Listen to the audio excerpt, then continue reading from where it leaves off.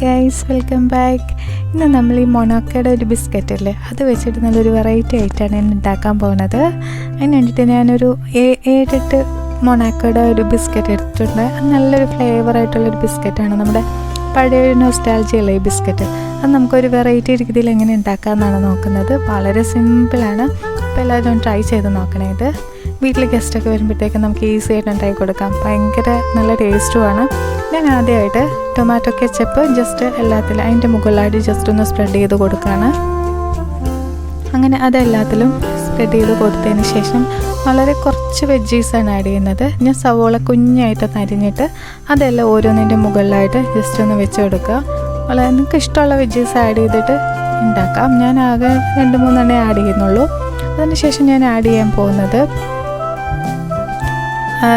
തക്കാളിയാണ്. അതിന് ശേഷം ഞാൻ ആഡ് ചെയ്യാൻ പോകുന്നത് അത് തക്കാളി അതുപോലെ തന്നെ കുഞ്ഞായിട്ടൊന്ന് അരിഞ്ഞിട്ട് അതിൻ്റെ മുകളിലൊന്ന് വെച്ച് കൊടുക്കുക. ഗസ്റ്റൊക്കെ വരുമ്പോൾ നമ്മൾ സിമ്പിളായിട്ട് അവരുടെ മുന്നിൽ ഉണ്ടാക്കി കൊടുക്കുകയാണെങ്കിൽ അവരുടെ മുന്നിൽ നല്ല സ്റ്റാർ ആവാൻ പറ്റും. നിങ്ങളിതൊന്ന് ട്രൈ ചെയ്ത് നോക്കണേ. ഞാൻ ഒന്നിട്ട് തക്കാളി ആഡ് ചെയ്ത് കൊടുത്തു. പിന്നെ നമ്മൾ ആഡ് ചെയ്യാൻ പോകുന്നത് നമ്മുടെ ചീസാണ്.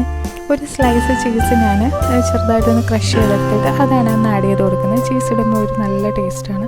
ഇത് നമ്മൾ എന്നിട്ട് ബേക്ക് ചെയ്യാനായിട്ടാണ് പോകുന്നത്. ഇത്രയേ ഉള്ളൂ, സിമ്പിൾ ഇൻഗ്രീഡിയൻസ് ആണ്. നിങ്ങൾക്ക് ഒറിഗാനോ വേണമെങ്കിൽ ആഡ് ചെയ്യാം. കുരുമുളക് എരിവിനനുസരിച്ച് കുറച്ച് പച്ചമുളക് ആഡ് ചെയ്യാം. ഞാൻ അതൊന്നും ആഡ് ചെയ്യുന്നില്ല. അതൊക്കെ ആഡ് ചെയ്യുമ്പോൾ കുറച്ച് എരിവും കൂടെ കിട്ടുമ്പോൾ നല്ല ടേസ്റ്റാണ്. ഇത് ഞാൻ ഓവനിൽ വെച്ചിട്ടുള്ള കാര്യമാണ്. 1 മിനിറ്റ് ഒന്ന് ഓവനിൽ വെച്ചിട്ടെടുത്താൽ നമ്മുടെ സിമ്പിളായിട്ടുള്ള റെസിപ്പി റെഡിയായി. Thanks for watching. Bye, see U.